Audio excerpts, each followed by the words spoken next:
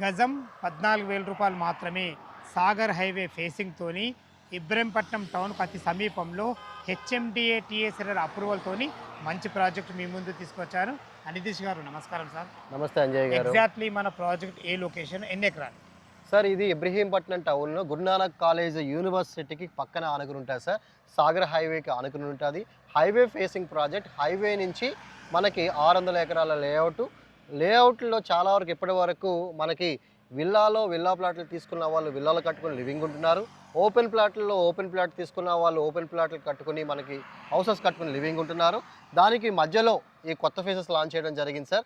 14,000 coat చేస్తున్నాము per square yard.